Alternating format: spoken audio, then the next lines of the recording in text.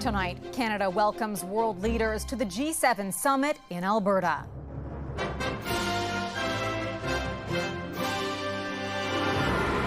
Mark Carney's key task as conflict and trade wars loom large. It is the opportunity under your leadership at this G7 for us to work with our colleagues. As protesters mark their arrival, with some delivering their own message.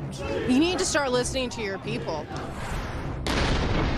Tensions on the rise as Israel and Iran trade strikes for a third day. Fuel is hard to come by for their vehicles. They are concerned that if they go to another town, that other town might be hit. The fear for families under fire. And Canada is expecting a scorching summer. How might that impact the wildfire fight? Plus, breathing new life into an age-old game. Is to try and get away from the perspective that it's an old person's game. How lawn bowling lovers are trying to attract a new generation of players.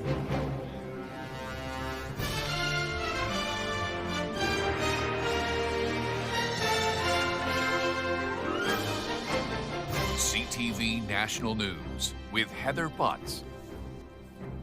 Good evening. The stage is set for a high-stakes G7 summit in Alberta.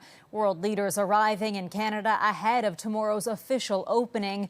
Conflict in the Middle East and trade wars likely to dominate discussions, while the Prime Minister's main focus may be to keep the group from falling apart. Mark Carney readying himself to host his first international summit, today holding a number of bilateral meetings with like-minded leaders. We have extensive coverage and begin with CTV's Rachel Aiello. Prime Minister Mark Carney touched down in Calgary this afternoon, but before making his way to the Kananaskis Mountain Lodge where the G7 summit is happening, he met with two of the world leaders he invited to take part in the talks.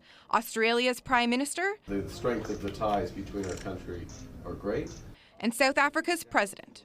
These meetings followed a first friendly face-to-face with UK Prime Minister Keir Starmer on Parliament Hill. I've learned a lot from the Prime Minister over the years. I'm a great admirer of his and the values that he's bringing to bear to his government and to internationally, particularly as we go to Kananaskis for the G7, are those that we will be promoting.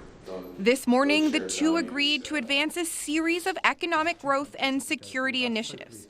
With artificial intelligence a key focus for the summit, Starmer and Carney also met with the British-Canadian CEO of an AI company. This really symbolises the joint work we can do together. The G7 kicks off in earnest tomorrow, the Rocky Mountains becoming the backdrop for the annual gathering of many of the world's most powerful leaders and the high-stakes bilateral meetings attendees are arranging. You've got them in your backyard, you get to meet them, you get to set the agenda. The first of these sideline sit-downs on the Prime Minister's agenda Monday is with U.S. President Donald Trump. Experts say Canada's seventh time hosting comes at a crucial moment, given all that's going on globally. For us to be at that table with these other really influential countries is incredibly important for Canada. Tomorrow, leaders will be meeting behind closed lodge doors for intensive discussions on a range of international issues before taking in some Canadian culture. Award-winning singer Charlotte Cardin will be performing. Heather? Rachel, thank you. CTV's Rachel Aiello in Ottawa. With economic instability and global alliances being rewritten, analysts say Canada may have to detour from the usual playbook this summit. Joining us now to break down what's at stake, CTV's chief news anchor Omar Sachedina is in Banff. Omar, what will you be watching for? Heather, good evening. Three major things that I'll be looking out for, and the first is the one that Rachel just mentioned. That's the pivotal meeting between Mark Carney and Donald Trump. That will be happening first thing tomorrow morning. We know that the two leaders last met at the White House face-to-face. This will be their first face-to-face meeting since that. And as CTV News has been reporting, there is some kind of framework in place between the two countries. After tomorrow, we could find out more to see just how much of a gap there is between that framework and an actual deal. Number two, the increased geopolitical tensions between Iran and Israel. Heading into this summit, Ukraine was supposed to be the dominant global conflict that the leaders were going to talk about. Of course, we know that has changed substantially in the past few days. And number three, will be to see whether these leaders emerge from this summit unified or fractured. Donald Trump, of course, is the big wild card, and we know based on hints that federal officials here in Canada have been dropping that there may not be a joint communique this time. That is basically a consensus document on how to deal with the big geopolitical and economic issues of our time. That may not happen this time. So lots to watch out for, and of course, all of it unfolding here in our backyard. Heather, back to you. Omar Sachedina in Banff tonight. Some dramatic moments in the skies over Alberta this morning as Canadian fighter jets had to intercept a private aircraft that violated restricted airspace above Kananaskis. The RCMP says the fixed-wing civilian plane entered the area around 11 a.m. and CF-18s were quickly dispatched to intercept it. The plane was brought down safely. The G7 also drawing hundreds of demonstrators to Calgary today, rallying for various causes and hoping to catch the attention of the arriving leaders. Although peaceful, the protests spilled beyond its designated zone, causing traffic chaos. CTV's Kathy Lee was in the thick of it all and has more on their message. The sound of dissent amplified at Calgary City Hall. G7 protesters flooded a designated demonstration zone, multiple groups uniting behind diverse issues. Stop killing Amhara children! We express our concern on the current political situation in Ethiopia. Amharas are dying day in, day out by the existing regime. It's really very sad. Kashmir is a flashpoint right now between the three nuclear powers, India, Pakistan and China. And there is a war going on there. Hundreds of people are here. They're emotionally charged and passionate, but protesters remain peaceful. From global unrest to human rights concerns to climate issues, their messages directed at state leaders ahead of the G7 summit, hosted in Kananaskis village an hour's drive away. I think this is one of the big very big forum, and this is a big opportunity for us. I have a specific message for Donald Trump. Take your hands off our country. Don't bring your chaos up here. Their charged determination spilling into the streets, transforming into a dynamic, unauthorized procession. I would love to take the G7 leaders to stop being complicit in all forms of oppression of the world. Stop the genocide in Palestine, to stop the oppression of all indigenous peoples in the world, and to stop the exploitation of the global south, which includes all the developing countries. While they marched with conviction, police managed the chaos of traffic disruptions. At one point, the protesters' presence impacting the Calgary Fire Department. At another, tense moments with an opposing group. But they continued on in earnest, hoping that all this noise will make a difference. Kathy Lee, CTV News, Calgary. Longtime Canadian Labour leader, former Auto Workers President Buzz Hargrove has died. Unifor confirming Hargrove's passing tonight, saying in a statement he was a beloved and iconic figure in Canada's labour movement. Hargrove was the national president of the Canadian Auto Workers Union from 1992 until retirement in 2008. He was also named an officer of the Order of Canada that year. Hargrove was 81. To the Middle East, Israel and Iran volleyed strikes for a third straight day. The death toll in both countries rising. For those with loved ones in Iran, fear for their safety is also growing. CTV's Kamal Kramali shows us how the conflict is impacting those a world away. Missiles light up the night sky over Israel Sunday evening. This one landing directly in the coastal city of Haifa. Earlier, crews were still searching for bodies from yesterday's attack, more than a dozen now dead. Israel's prime minister has vowed Iran will pay a heavy price, bombarding its capital Tehran in broad daylight Sunday afternoon. Israel said it's targeting military and nuclear complexes in Iran, but damage could be seen in heavily populated residential areas today. A U.S.-based human rights group says the number of Iranians dead has surpassed 400 over 3 days, with Iran's health ministry claiming most of those are civilians, including women and children. Speaking with my family, they're all extremely nervous as well. Kaveh Shahruz from Toronto has family in Tehran, and they're not sure where they can hide from Israeli strikes, taking this video of people fleeing for safety. The roads are completely packed. Fuel is hard to come by for their vehicles. They are concerned that if they go to another town, that other town might be hit.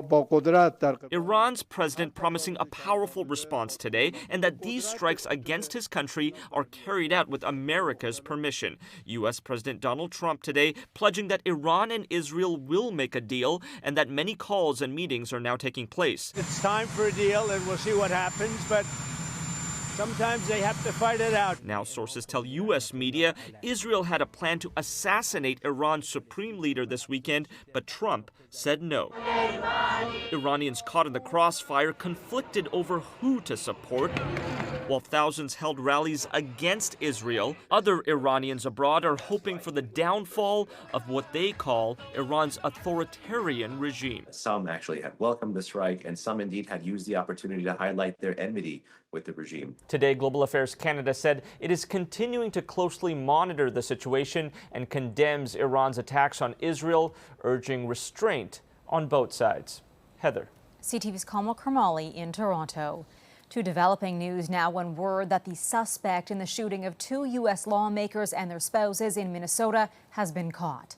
Authorities had been waging a massive search for Vance Bolter for the last 2 days, ever since a state representative and her husband were found shot to death and a Minnesota senator and his wife were wounded in a separate shooting. The suspect was arrested Sunday night in Minnesota. The governor had described the targeted shootings as politically motivated. Authorities say they received over 400 tips from the public, which aided them in the search for the suspected killer.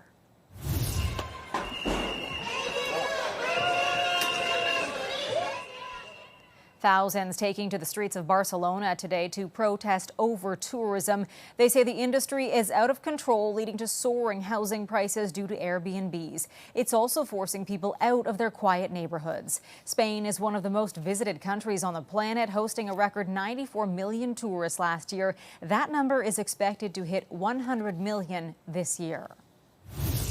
Some scary moments for parishioners at a church in Lima, Peru. As a 6.1 earthquake hit the capital, many were forced to flee the building. No one was injured at the church, but authorities confirm at least 1 person was killed and 5 others injured in surrounding areas. Boston will be the setting tomorrow for a high-level meeting between a group of Canadian premiers and U.S. governors. CTV's Sarah Plowman is there tonight with a look at what's on the agenda.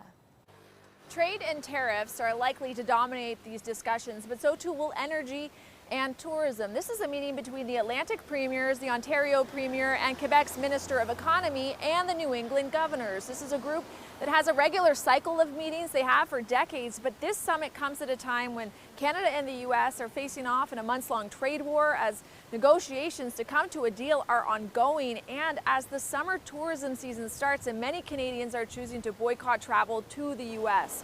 For many of these states, Canada is their #1 trading partner, and their governors do not want tariffs.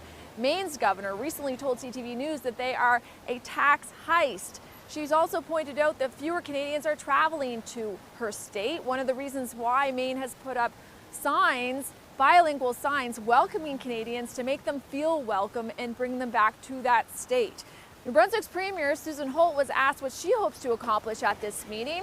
She talked about how they'll talk about energy, their economic relationship, and tariffs, but they'll also be looking to these governors for insight into how to best deal with the White House, how to best deal with U.S. President Donald Trump, and that ideally all the governors would agree that these tariffs are negatively impacting Americans and agree to share that message with the White House.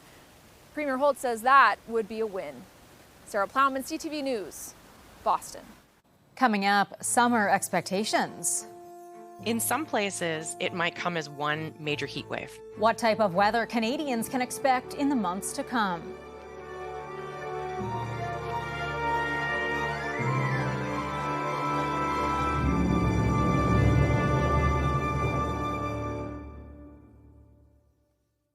Monday on CTV National News, W5 investigates. It's just insane. A Canadian family bought a car from a dealership and it turned out it had been stolen. Something doesn't add up about the history of this vehicle. How thieves could be selling stolen cars to you. W5 investigates Monday on CTV National News and ctvnews.ca. Heavy rainfall today in Saskatchewan, but still no change to the number of wildfires burning in that province. Several areas were under a severe thunderstorm watch this weekend with strong winds, heavy rain, and even hail in the forecast. Despite the wet weather, 12 wildfires are still burning in the province, 4 of which are not contained. 6 communities remain under evacuation orders. To the west, officials say the wildfire burning near Squamish, British Columbia, appears to have stabilized. However, a state of local emergency remains in place. The fire is one of 93 burning through the province. The wildfire season already on track to be one of the worst in this country.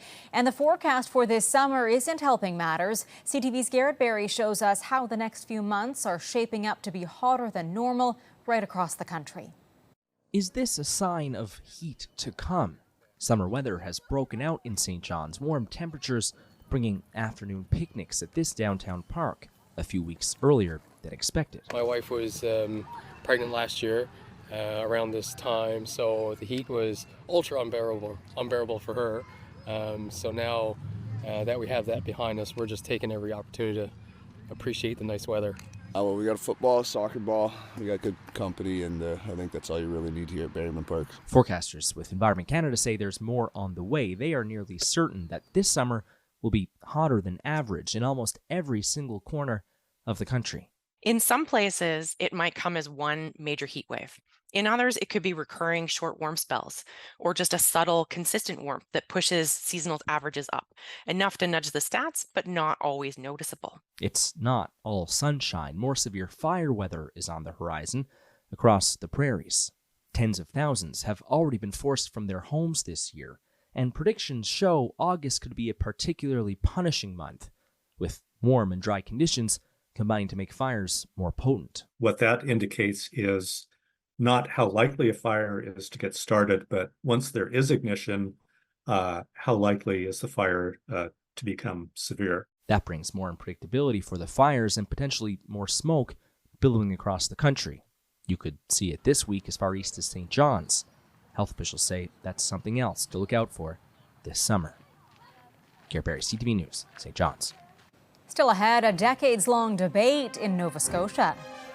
Who is at odds over building a multi-million-dollar sports stadium?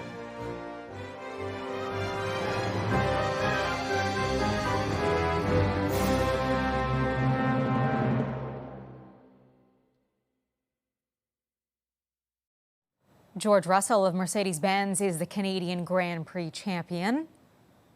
Across the line we go. George Russell wins the Canadian Grand Prix. It marks the first win of the season for Mercedes and the 4th win of Russell's career. Red Bull's Max Verstappen came in second. The final laps were run with the safety car on the track. After the two McLarens collided, Montreal's Lance Stroll finished 17th, the last place in the race. The Wanderers grounds, home to Halifax FC, is at the center of a soccer stadium debate. The city has a long and complicated relationship with building professional sports stadiums, but as Paul Hollingsworth tells us, the popularity of sport may be driving this debate. The Wanderers grounds is the home field for men's and women's professional soccer. Sellout crowds have been consistent at this temporary pop-up stadium, which has resulted in a push for a permanent facility to be built on this site. I see the need for a stadium, but I see the need for a proper stadium. Halifax councillor Patty Cuddle would like city planners to choose a different location to preserve this green space. I also see the opportunity that a new stadium can create in the city. Council voted to examine stadium proposals, which means the concept is now closer to becoming a reality. CTV has learned the city would like to have a final stadium plan within several months. Some argue using public land for professional soccer is a bad idea. If it should pass, I know for sure there will be a court action challenging that decision. This version of the Wanderers grounds seats roughly 6,000 people. University football coach Steve Samara hopes the new stadium will attract a team in the Canadian Football League. If you're going to talk about a stadium, then you have to talk about, all the extras that go with it. CFL, what other sports and what other usage can you have with it? Size and space are also ongoing issues. Some in the community argue the Halifax Wanderers grounds is too small of a footprint to build a permanent stadium. They argue the city should look for different locations to build the venue. Paul Hollingsworth, CTV News, Halifax. Still ahead for us tonight. Is lawn bowling making a comeback?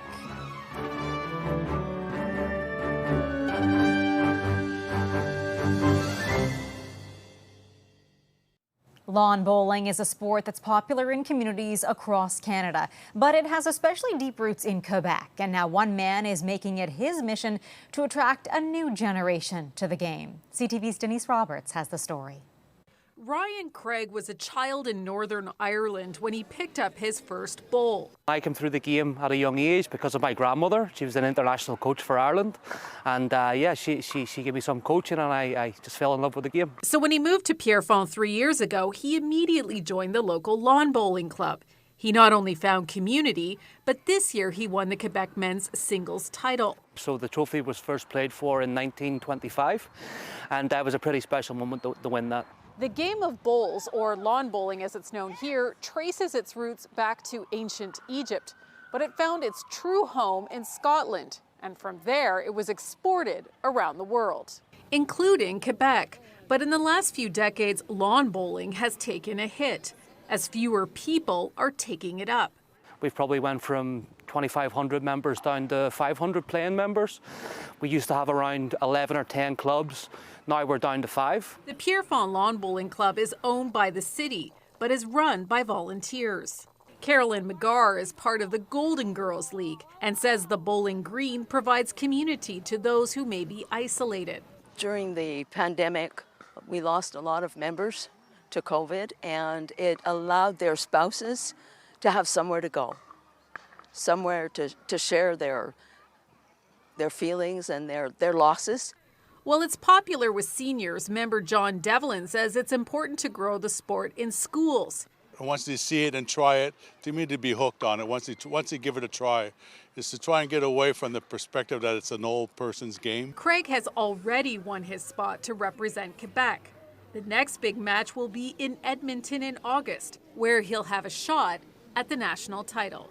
Denise Roberts, CTV News. Might have to give it a try. That is our newscast for this Sunday night. I'm Heather Butts. For all of us at CTV National News, thank you for watching. I hope you'll tune in tomorrow as we broadcast from the G7 Summit in Alberta. Good night.